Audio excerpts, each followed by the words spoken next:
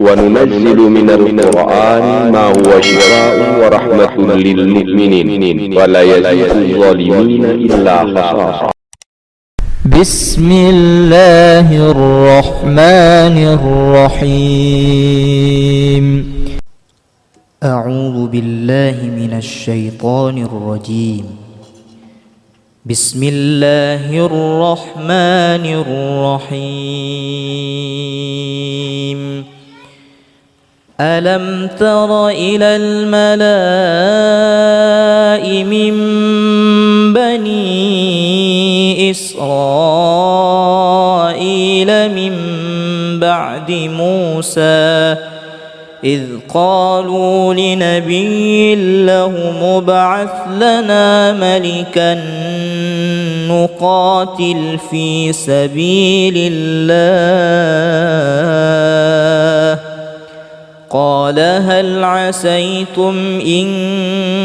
كتب عليكم القتال ألا تقاتلوا قالوا وما لنا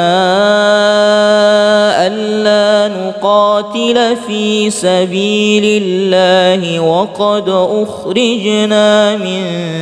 ديارنا وأبنائنا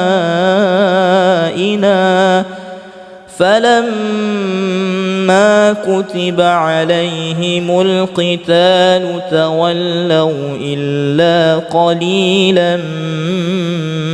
منهم والله عليم بالظالمين. يكاد البرق يخطف أبصارهم كلما أضاء لهم مشوا فيه وإذا أظلم عليهم قاموا ولو شاء الله لذهب بسمعهم وأبصارهم إن الله على كل شيء قدير. به فقد اهتدوا وإن تولوا فإنما هم في شقاق فسيكفيكهم الله وهو السميع العليم. صبغة الله ومن أحسن من الله صبغة ونحن له عابدون. والله أنزل من السماء ماء فأحيا به الأرض بعد موتها إن في ذلك لآية لقوم يسمعون. وإن لكم في الأنعام لعبرة نسقيكم مما في بطونه من بين فرث ودم لبنا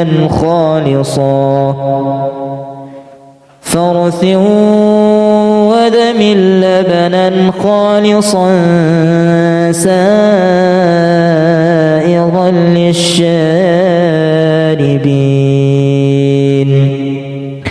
ومن ثمرات النخيل والأعناب تتخذون منه سكرا ورزقا حسنا إن في ذلك لآية لقوم يعقلون. وأوحى ربك إلى النحل أن اتخذي من الجبال بيوتا ومن الشجر ومما يعرشون. ثم كلي من كل الثمرات الثمرات فاسلكي سبل ربك ذللا يخرج من بطونها شراب مختلف ألوانه فيه شفاء للناس إن في ذلك لآية لقوم يتفكرون وقيل يا أرض ابلعي ماءك ويا سماء أقلعي وغيض الماء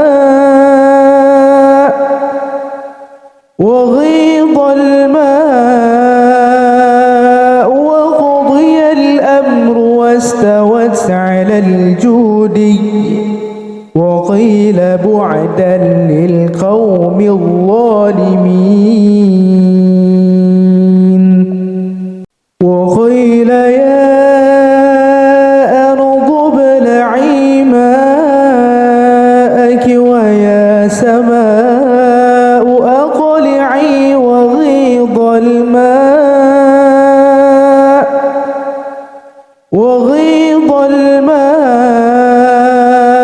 وقضي الأمر واستوت على الجودي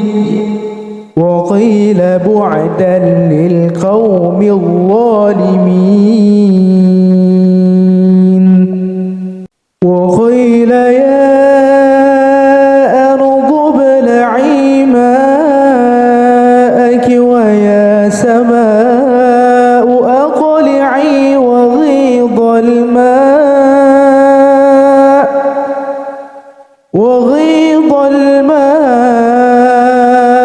وقضي الأمر واستوت على الجودي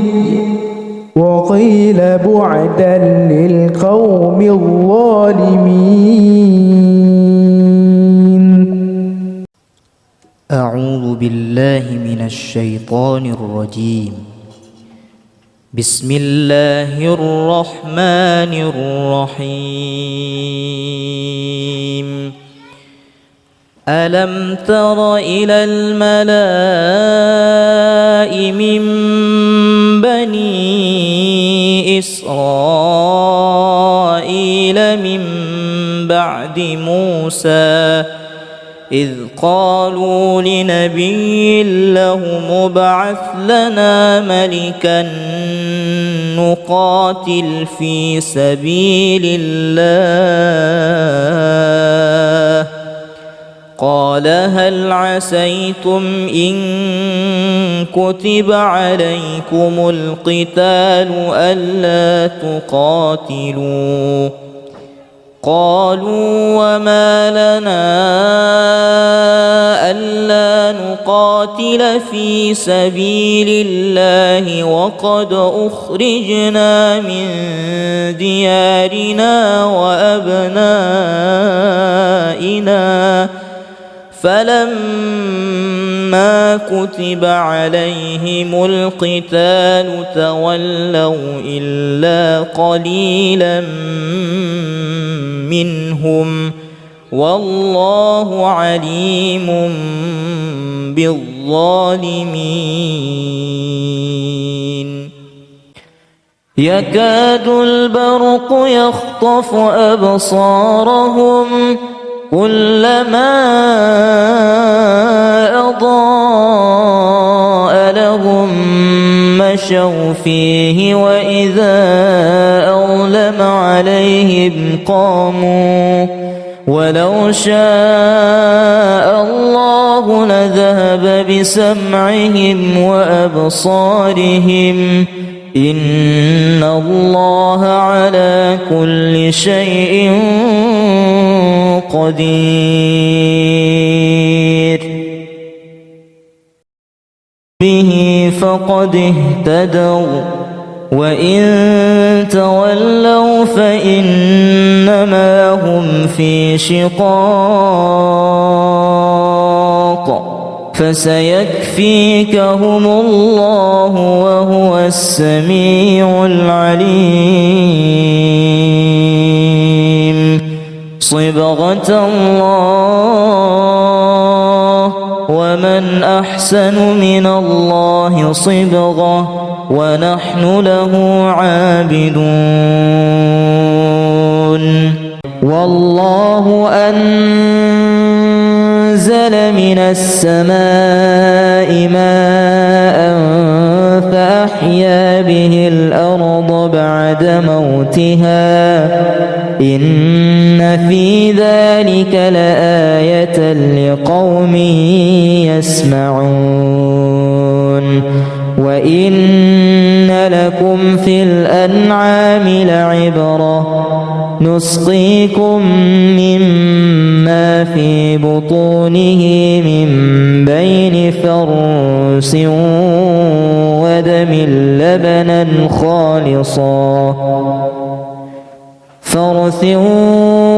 ودم لبنا خالصا سائغا للشاربين ومن ثمرات النخيل والأعناب تتخذون منه سكرا ورزقا حسنا إن في ذلك لآية لقوم يعقلون وأوحى ربك إلى النحل أن اتخذي من الجبال بيوتا ومن الشجر ومما يعرشون ثم كلي من كل الثمرات فاسلكي سبل ربك ذللا يخرج من بطونها شراب مختلف ألوانه فيه شفاء للناس إن في ذلك لآية لقوم يتفكرون وقيل يا أرض ابلعي ماءك ويا سماء أقلعي وغيض الماء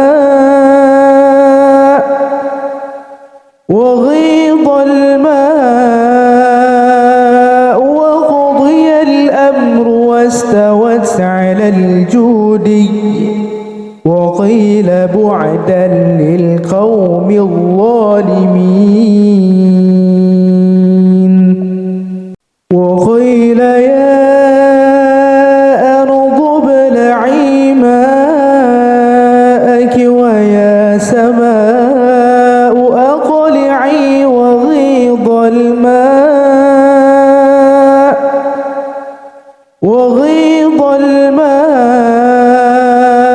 وقضي الأمر واستوت على الجودي وقيل بعدا للقوم الظالمين وقيل يا أرض ابلعي ماءك ويا سماء أقلعي وغيض الماء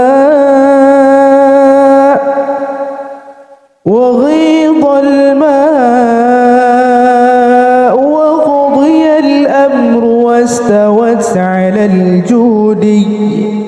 وقيل بعدا للقوم الظالمين أعوذ بالله من الشيطان الرجيم بسم الله الرحمن الرحيم ألم تر إلى الملأ من بني إسرائيل من بعد موسى إذ قالوا لنبي له ابعث لنا ملكا نقاتل في سبيل الله قال هل عسيتم إن كتب عليكم القتال ألا تقاتلوا قالوا وما لنا ألا نقاتل في سبيل الله وقد أخرجنا من ديارنا وأبنائنا فلما كتب عليهم القتال تولوا إلا قليلا منهم والله عليم بالظالمين يكاد البرق يخطف أبصارهم كلما أضاء لهم مشوا فيه وإذا أظلم عليهم قاموا ولو شاء الله لذهب بسمعهم وأبصارهم إن الله على كل شيء قدير به فقد اهتدوا وإن تولوا فإنما هم في شقاق فسيكفيكهم الله وهو السميع العليم صبغة الله ومن أحسن من الله صبغة ونحن له عابدون والله أنزل من السماء ماء فأحيا به الأرض بعد موتها إن في ذلك لآية لقوم يسمعون وإن لكم في الأنعام لعبرة نسقيكم مما في بطونه من بين فرث ودم لبنا خالصا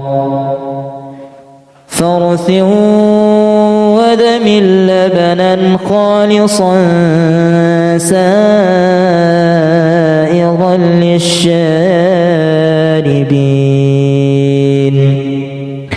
ومن ثمرات النخيل والأعناب تتخذون منه سكرا ورزقا حسنا إن في ذلك لآية لقوم يعقلون وأوحى ربك إلى النحل أن اتخذي من الجبال بيوتا ومن الشجر ومما يعرشون ثم كلي من كل الثمرات فاسلكي سبل ربك ذللا يخرج من بطونها شراب مختلف ألوانه فيه شفاء للناس إن في ذلك لآية لقوم يتفكرون وقيل يا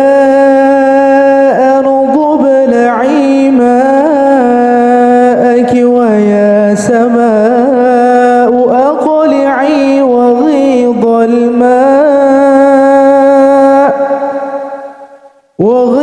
الماء وقضي الأمر واستوت على الجودي وقيل بعدا للقوم الظالمين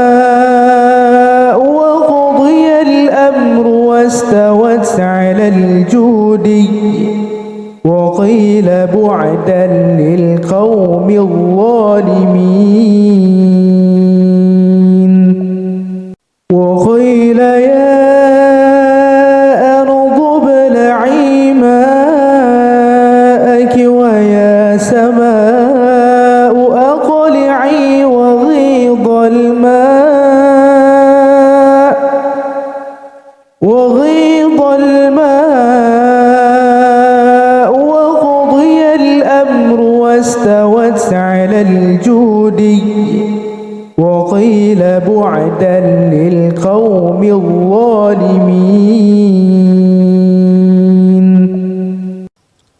أعوذ بالله من الشيطان الرجيم.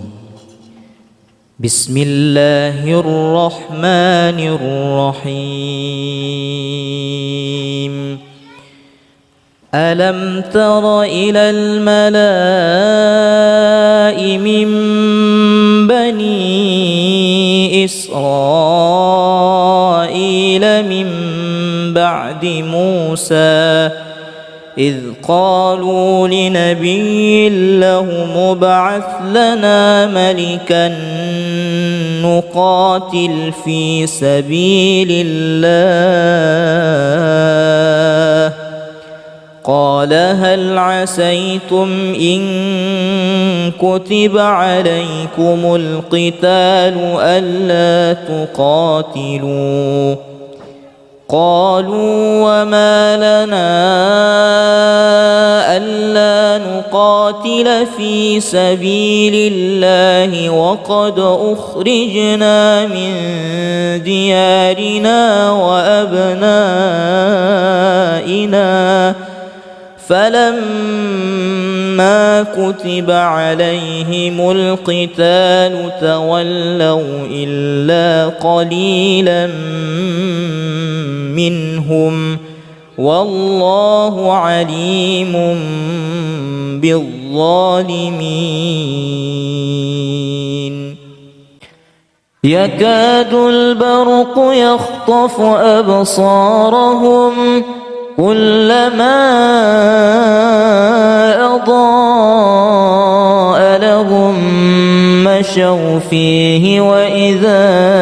أظلم عليهم قاموا ولو شاء الله لذهب بسمعهم وأبصارهم إن الله على كل شيء قدير. به فقد اهتدوا وإن تولوا فإنما هم في شقاق فسيكفيكهم الله وهو السميع العليم. صبغة الله ومن أحسن من الله صبغة ونحن له عابدون. والله أنزل من السماء ماء فأحيا به الأرض بعد موتها إن في ذلك لآية لقوم يسمعون. وإن لكم في الأنعام لعبرة نسقيكم مما في بطونه من بين فرث ودم لبنا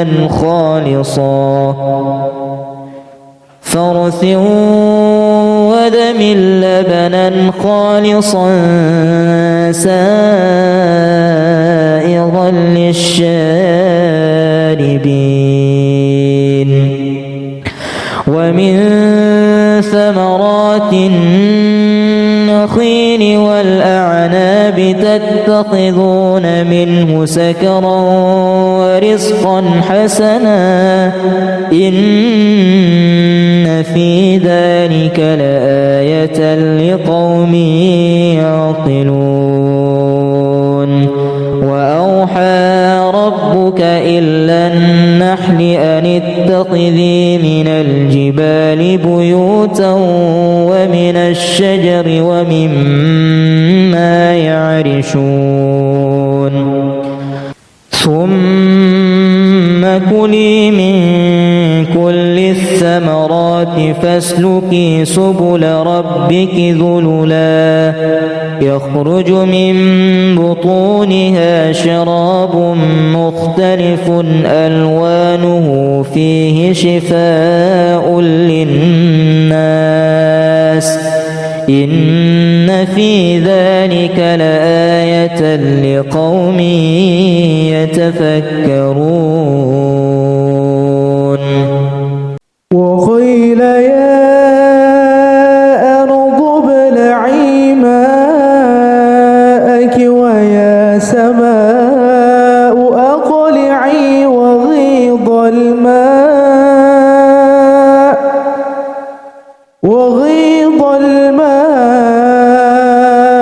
وقضي الأمر واستوت على الجودي وقيل بعدا للقوم الظالمين وقيل يا أرض ابلعي ماءك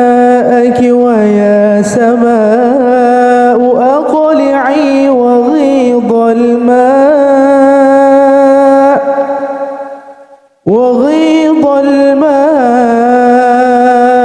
وقضي الأمر واستوت على الجودي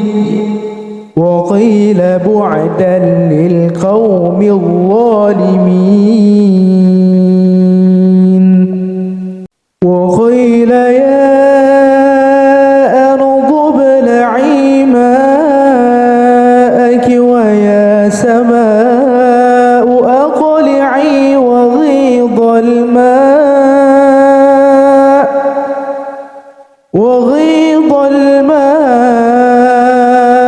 وقضي الأمر واستوت على الجودي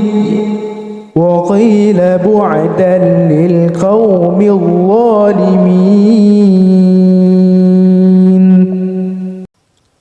أعوذ بالله من الشيطان الرجيم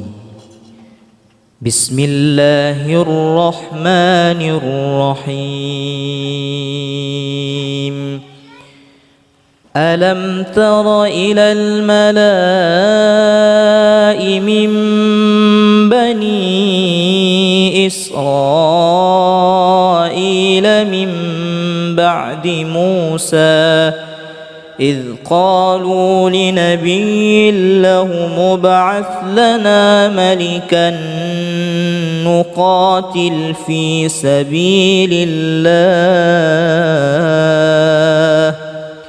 قال هل عسيتم إن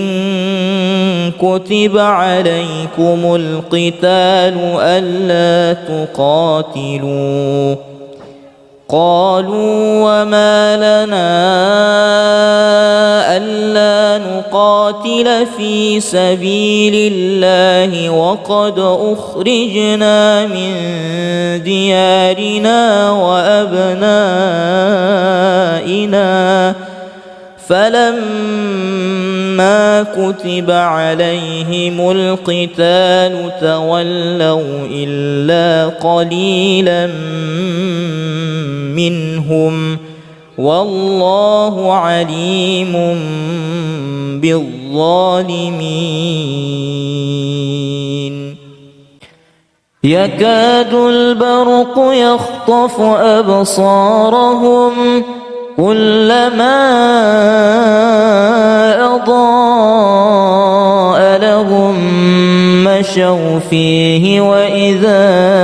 أظلم عليهم قاموا ولو شاء الله لذهب بسمعهم وأبصارهم إن الله على كل شيء قدير به فقد اهتدوا وإن تولوا فإنما هم في شقاق فسيكفيكهم الله وهو السميع العليم صبغة الله ومن أحسن من الله صبغة ونحن له عابدون والله أنزل من السماء ماء فأحيا به الأرض بعد موتها إن في ذلك لآية لقوم يسمعون وإن لكم في الأنعام لعبرة نسقيكم مما في بطونه من بين فرث ودم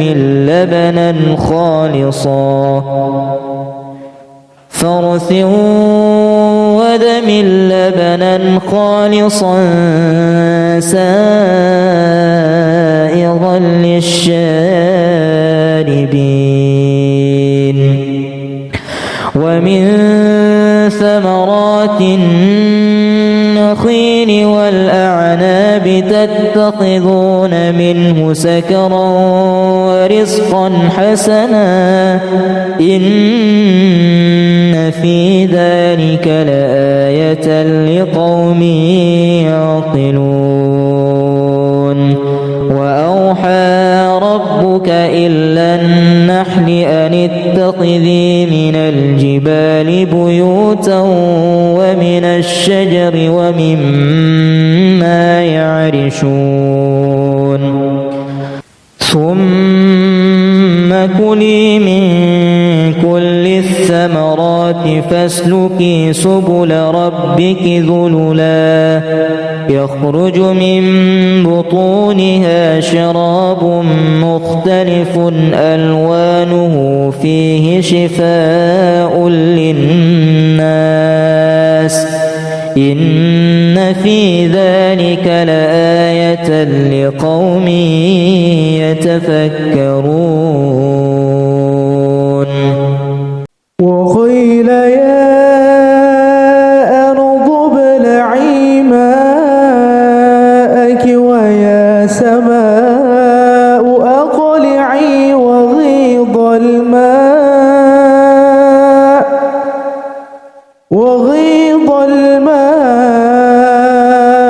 وقضي الأمر واستوت على الجودي وقيل بعدا للقوم الظالمين وقيل يا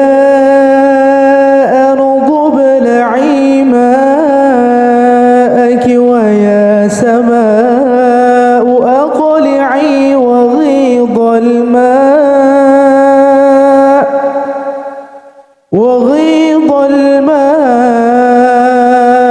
وقضي الأمر واستوت على الجودي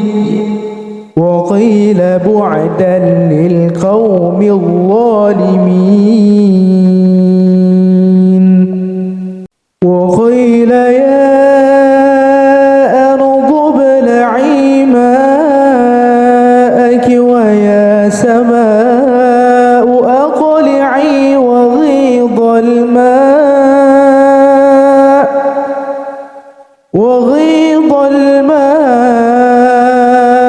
وقضي الأمر واستوت على الجودي وقيل بعدا للقوم الظالمين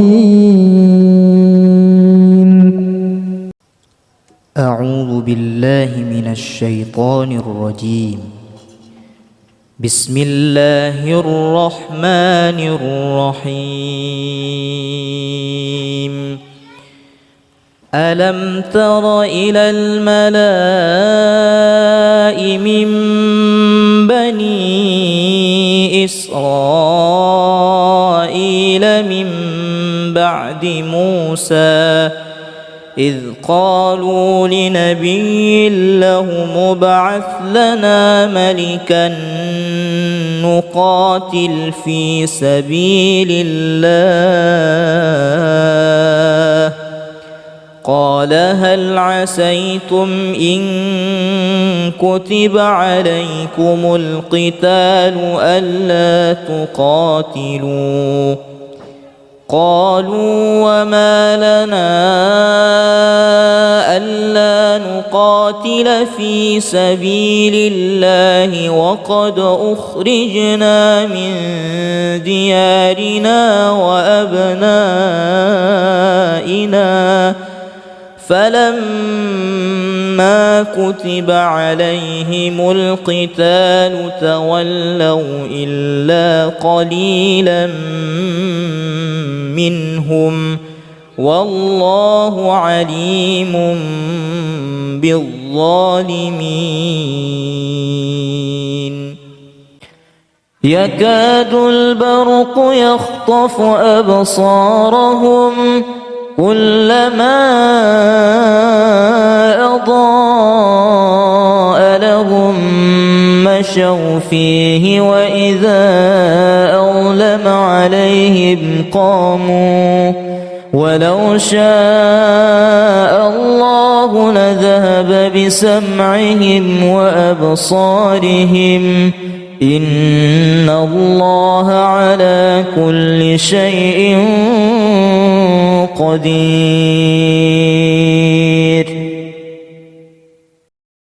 به فقد اهتدوا وإن تولوا فإنما هم في شقاق فسيكفيكهم الله وهو السميع العليم صبغة الله ومن أحسن من الله صبغة ونحن له عابدون والله أنزل من السماء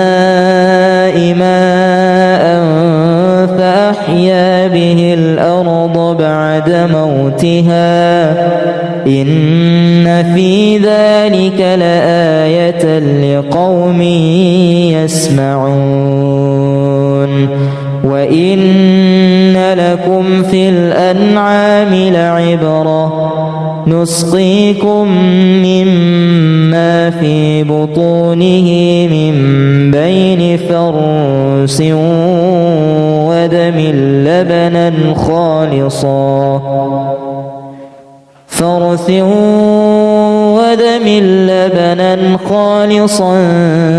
سائغا للشاربين ومن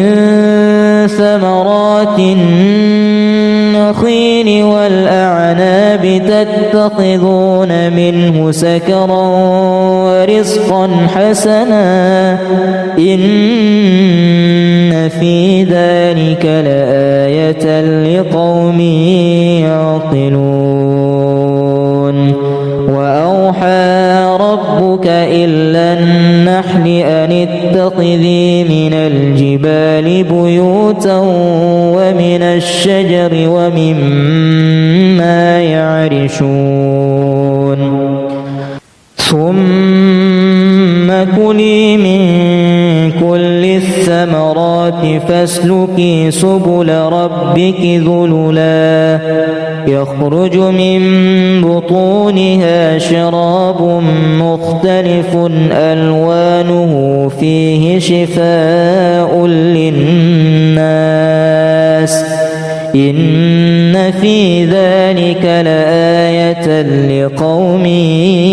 يتفكرون وقيل يا أرض ابلعي ماءك ويا سماء أقلعي وغيض الماء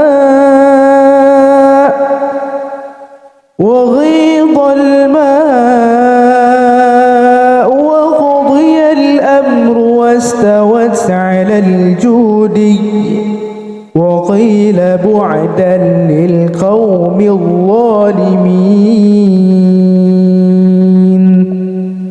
وقيل يا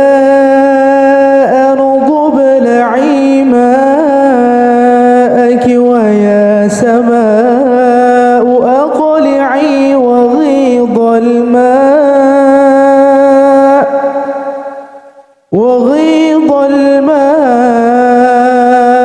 وقضي الأمر واستوت على الجودي وقيل بعدا للقوم الظالمين وقيل يا أرض ابلعي ماءك ويا سماء أقلعي وغيض الماء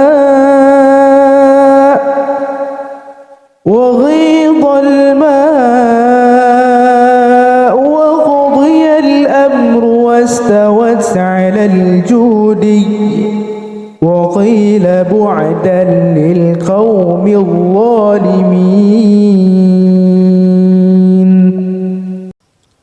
أعوذ بالله من الشيطان الرجيم. بسم الله الرحمن الرحيم. ألم تر إلى الملأ من بني إسرائيل من بعد موسى إذ قالوا لنبي له ابعث لنا ملكا نقاتل في سبيل الله قال هل عسيتم إن كتب عليكم القتال ألا تقاتلوا قالوا وما لنا ألا نقاتل في سبيل الله وقد أخرجنا من ديارنا وأبنائنا فلما كتب عليهم القتال تولوا إلا قليلا منهم والله عليم بالظالمين. يكاد البرق يخطف أبصارهم كلما أضاء لهم مشوا فيه وإذا أظلم عليهم قاموا ولو شاء الله لذهب بسمعهم وأبصارهم إن الله على كل شيء قدير. به فقد اهتدوا وإن تولوا فإنما هم في شقاق فسيكفيكهم الله وهو السميع العليم. صبغة الله ومن أحسن من الله صبغة ونحن له عابدون. والله أنزل من السماء ماء فأحيا به الأرض بعد موتها إن في ذلك لآية لقوم يسمعون. وإن لكم في الأنعام لعبرة نسقيكم مما في بطونه من بين فرث ودم لبنا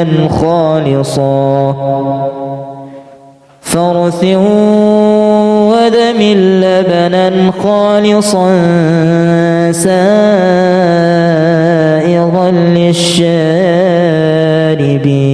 للشاربين ومن ثمرات النخيل والأعناب تتخذون منه سكرا ورزقا حسنا إن في ذلك لآية لقوم يعقلون وأوحى ربك إلى النحل أن اتخذي من الجبال بيوتا ومن الشجر ومما يعرشون ثم كلي من كل الثمرات فاسلكي سبل ربك ذللا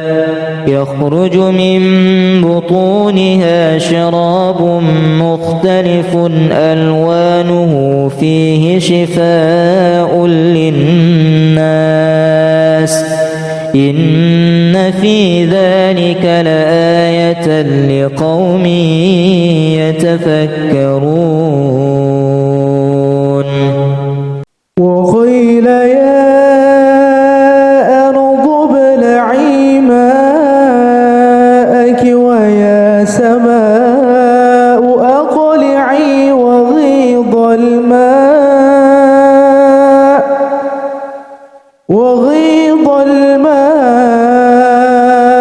وقضي الأمر واستوت على الجودي وقيل بعدا للقوم الظالمين وقيل يا أرض ابلعي ماءك ويا سماء أقلعي وغيض الماء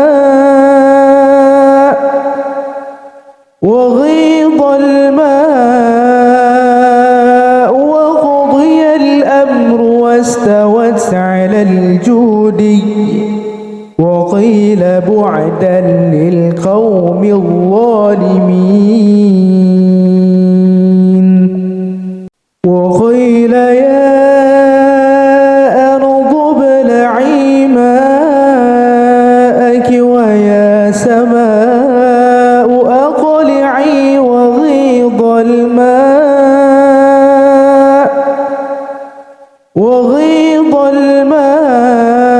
الماء وقضي الأمر واستوت على الجودي وقيل بعدا للقوم الظالمين أعوذ بالله من الشيطان الرجيم بسم الله الرحمن الرحيم ألم تر إلى الملأ من بني إسرائيل من بعد موسى إذ قالوا لنبي له ابعث لنا ملكا نقاتل في سبيل الله قال هل عسيتم إن كتب عليكم القتال ألا تقاتلوا قالوا وما لنا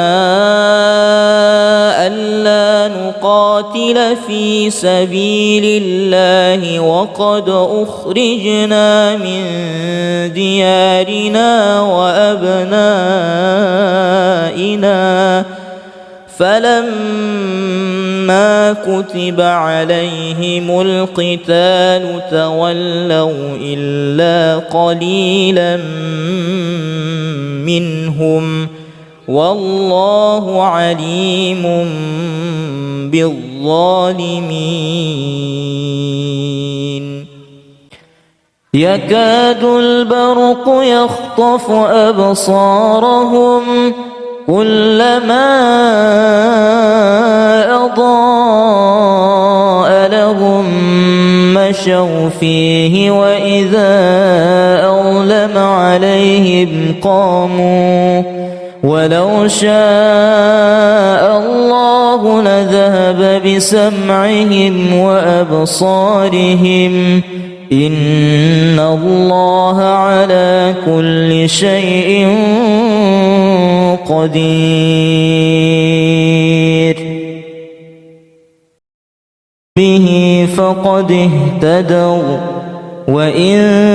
تولوا فإنما هم في شقاق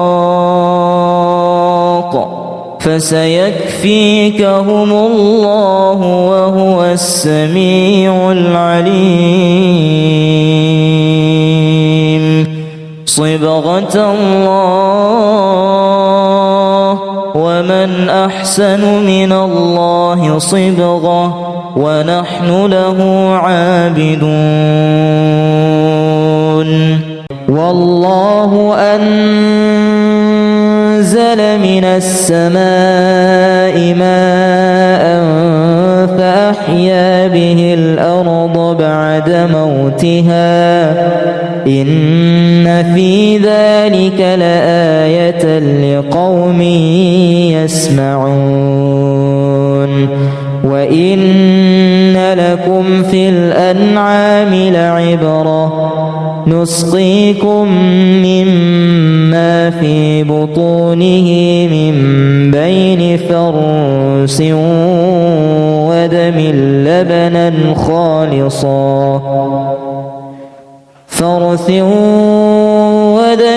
لبنا خالصا سائغا للشاربين ومن ثمرات النخيل والأعناب تتخذون منه سكرا ورزقا حسنا إن في ذلك لآية لقوم يعقلون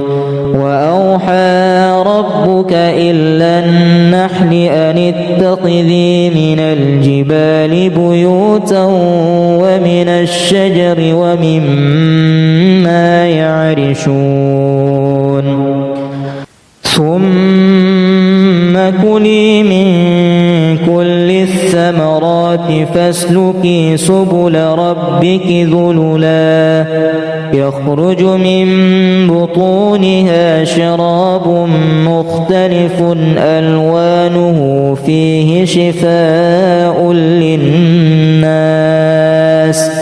إن في ذلك لآية لقوم يتفكرون وقيل يا أرض ابلعي ماءك ويا سماء أقلعي وغيض الماء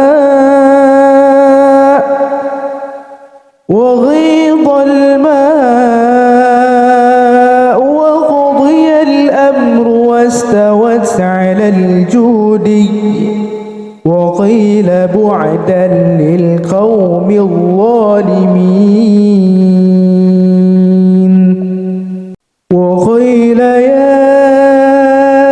أرض ابلعي ماءك ويا سماء أقلعي وغيض الماء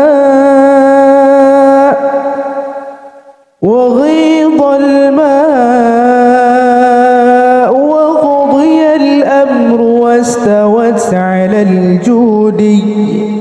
وقيل بعدا للقوم الظالمين وقيل يا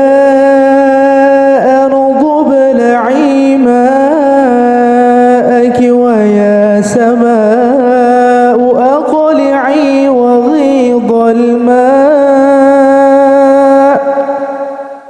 وقضي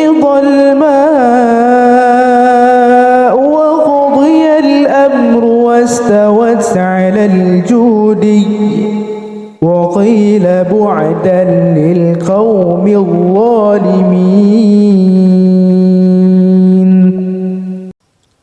أعوذ بالله من الشيطان الرجيم. بسم الله الرحمن الرحيم. ألم تر إلى الملأ من بني إسرائيل من بعد موسى إذ قالوا لنبي له ابعث لنا ملكا نقاتل في سبيل الله قال هل عسيتم إن كتب عليكم القتال ألا تقاتلوا قالوا وما لنا ألا نقاتل في سبيل الله وقد أخرجنا من ديارنا وأبنائنا فلما كتب عليهم القتال تولوا إلا قليلا منهم والله عليم بالظالمين. يكاد البرق يخطف أبصارهم كلما أضاء لهم مشوا فيه وإذا أظلم عليهم قاموا ولو شاء الله لذهب بسمعهم وأبصارهم إن الله على كل شيء قدير. به فقد اهتدوا وإن تولوا فإنما هم في شقاق فسيكفيكهم الله وهو السميع العليم.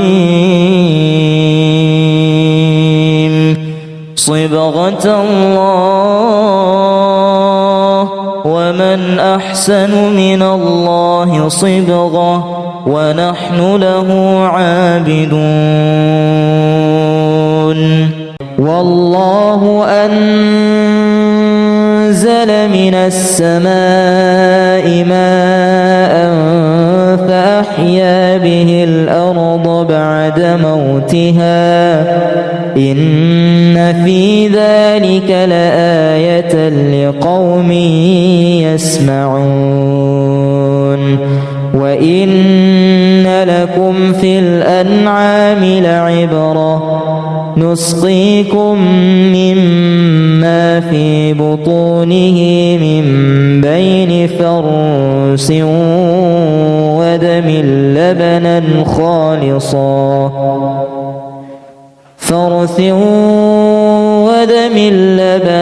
خالصا سائغا للشاربين ومن ثمرات النخيل والأعناب تتخذون منه سكرا ورزقا حسنا إن في ذلك لآية لقوم يعقلون. وأوحى ربك إلى النحل أن اتخذي من الجبال بيوتا ومن الشجر ومما يعرشون ثم كلي من كل الثمرات الثمرات فاسلكي سبل ربك ذللا يخرج من بطونها شراب مختلف ألوانه فيه شفاء للناس إن في ذلك لآية لقوم يتفكرون وقيل يا أرض ابلعي ماءك ويا سماء أقلعي وغيض الماء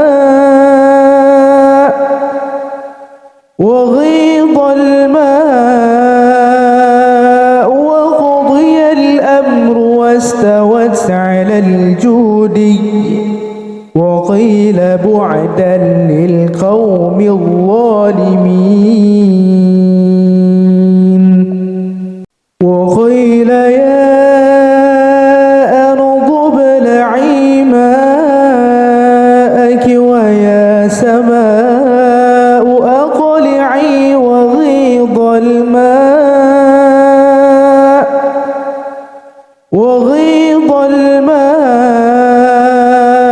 وقضي الأمر واستوت على الجودي وقيل بعدا للقوم الظالمين وقيل يا أرض ابلعي ماءك ويا سماء أقلعي وغيض الماء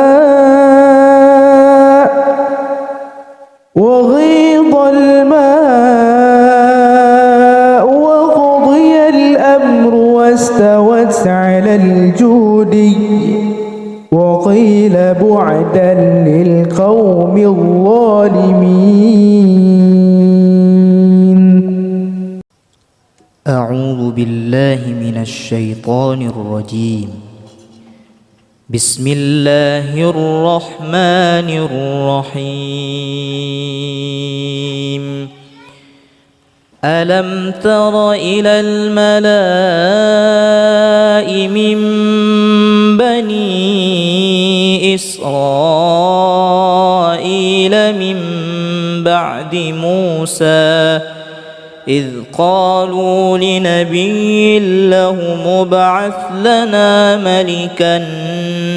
نقاتل في سبيل الله قال هل عسيتم إن كتب عليكم القتال ألا تقاتلوا قالوا وما لنا ألا نقاتل في سبيل الله وقد أخرجنا من ديارنا وأبنائنا فلما كتب عليهم القتال تولوا إلا قليلا منهم والله عليم بالظالمين يكاد البرق يخطف أبصارهم كلما أضاء لهم مشوا فيه وإذا أظلم عليهم قاموا ولو شاء الله لذهب بسمعهم وأبصارهم إن الله على كل شيء قدير به فقد اهتدوا وإن تولوا فإنما هم في شقاق فسيكفيكهم الله وهو السميع العليم صبغة الله ومن أحسن من الله صبغة ونحن له عابدون والله أنزل من السماء ماء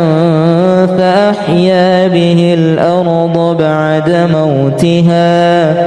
إن في ذلك لآية لقوم يسمعون وإن لكم في الأنعام لعبرة نسقيكم مما في بطونه من بين فرث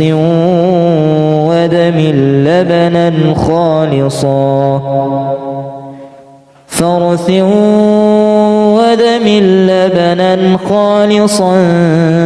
سائغا للشاربين ومن ثمرات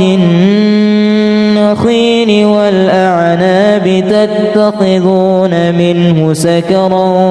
ورزقا حسنا إن في ذلك لآية لقوم يعقلون وأوحى ربك إلى النحل أن اتخذي من الجبال بيوتا ومن الشجر ومما يعرشون ثم كلي من كل الثمرات فاسلكي سبل ربك ذللا يخرج من بطونها شراب مختلف ألوانه فيه شفاء للناس إن في ذلك لآية لقوم يتفكرون وقيل يا أرض ابلعي ماءك ويا سماء أقلعي وغيض الماء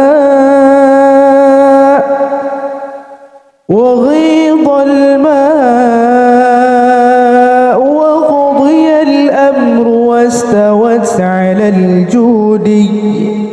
وقيل بعدا للقوم الظالمين وقيل يا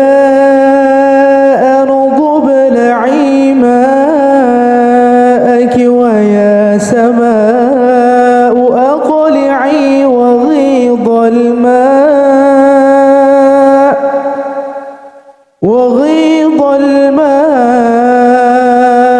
وقضي الأمر واستوت على الجودي وقيل بعدا للقوم الظالمين وقيل يا أرض ابلعي ماءك ويا سماء أقلعي وغيض الماء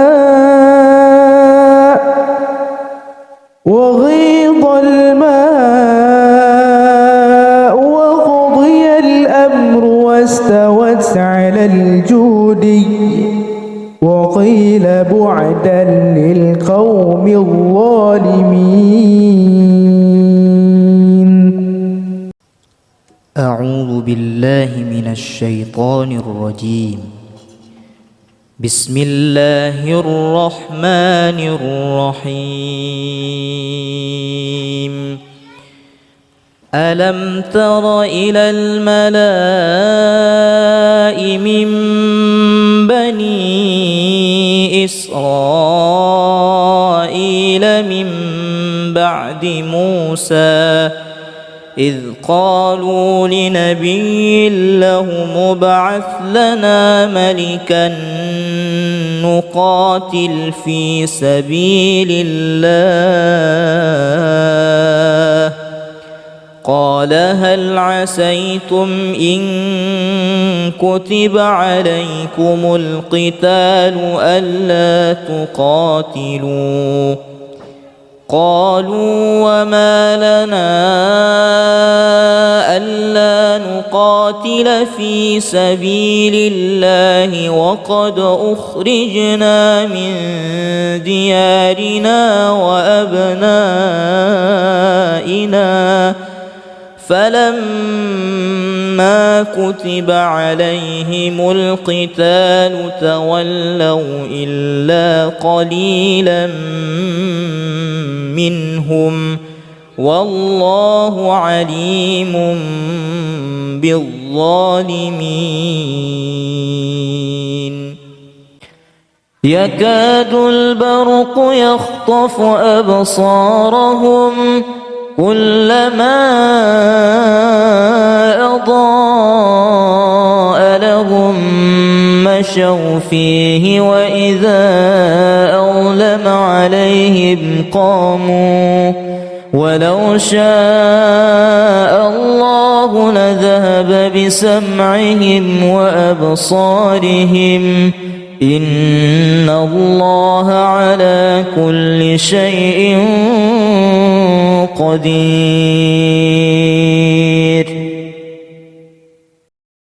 به فقد اهتدوا وإن تولوا فإنما هم في شقاق فسيكفيكهم الله وهو السميع العليم صبغة الله ومن أحسن من الله صبغة ونحن له عابدون والله أنزل من السماء ماء فأحيا به الأرض بعد موتها إن في ذلك لآية لقوم يسمعون وإن لكم في الأنعام لعبرة نسقيكم مما في بطونه من بين فرث ودم لبنا خالصا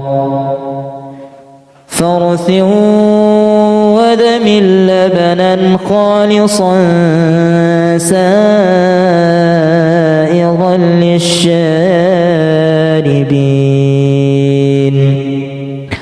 ومن ثمرات النخيل والأعناب تتخذون منه سكرا ورزقا حسنا إن في ذلك لآية لقوم يعقلون وأوحى ربك إلى النحل أن اتخذي من الجبال بيوتا ومن الشجر ومما يعرشون ثم كلي من كل الثمرات فاسلكي سبل ربك ذللا يخرج من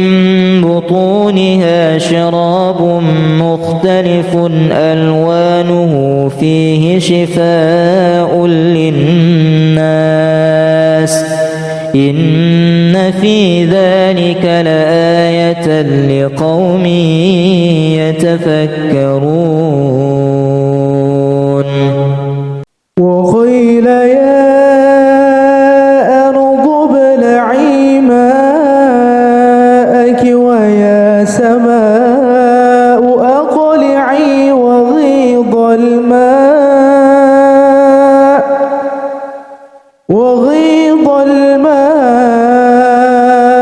وقضي الأمر واستوت على الجودي وقيل بعدا للقوم الظالمين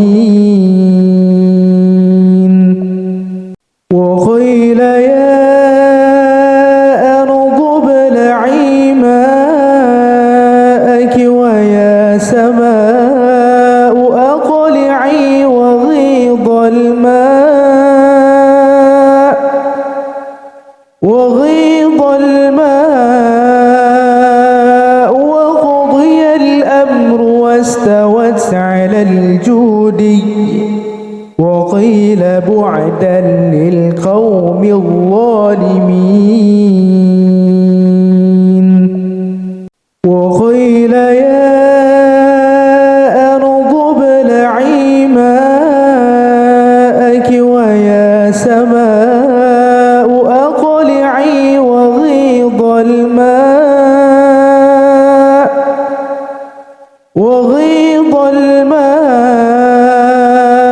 وقضي الأمر واستوت على الجودي وقيل بعدا للقوم الظالمين. أعوذ بالله من الشيطان الرجيم. بسم الله الرحمن الرحيم. ألم تر إلى الملأ من بني إسرائيل من بعد موسى إذ قالوا لنبي له ابعث لنا ملكا نقاتل في سبيل الله قال هل عسيتم إن كتب عليكم القتال ألا تقاتلوا قالوا وما لنا ألا نقاتل في سبيل الله وقد أخرجنا من ديارنا وأبنائنا فلما كتب عليهم القتال تولوا إلا قليلا منهم والله عليم بالظالمين. يكاد البرق يخطف أبصارهم كلما أضاء لهم مشوا فيه وإذا أظلم عليهم قاموا ولو شاء الله لذهب بسمعهم وأبصارهم إن الله على كل شيء قدير. به فقد اهتدوا وإن تولوا فإنما هم في شقاق فسيكفيكهم الله وهو السميع العليم. صبغة الله ومن أحسن من الله صبغة ونحن له عابدون. والله أنزل من السماء ماء فأحيا به الأرض بعد موتها إن في ذلك لآية لقوم يسمعون. وإن لكم في الأنعام لعبرة نسقيكم مما في بطونه من بين فرث ودم لبنا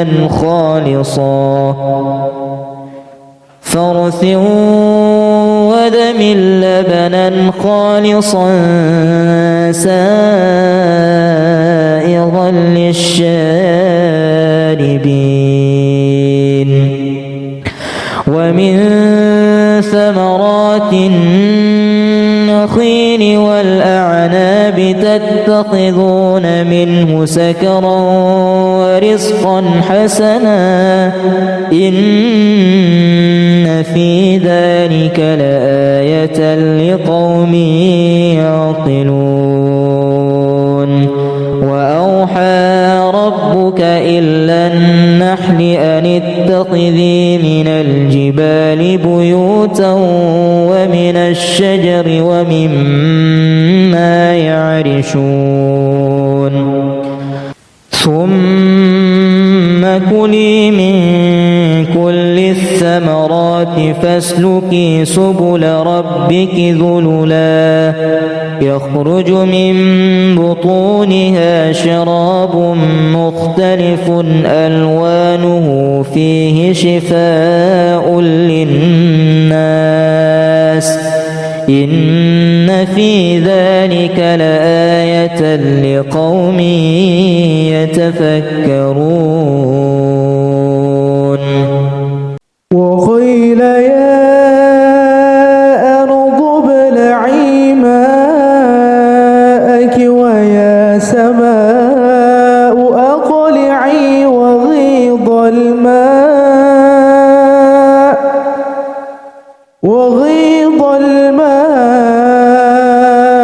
وقضي الأمر واستوت على الجودي وقيل بعدا للقوم الظالمين وقيل يا أرض ابلعي ماءك ويا سماء أقلعي وغيض الماء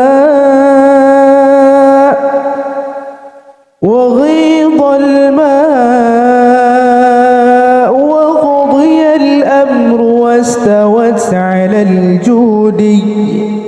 وقيل بعدا للقوم الظالمين وقيل يا أرض ابلعي ماءك ويا سماء أقلعي وغيض الماء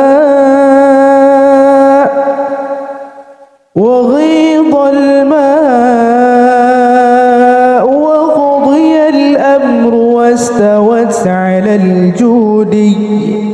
وقيل بعدا للقوم الظالمين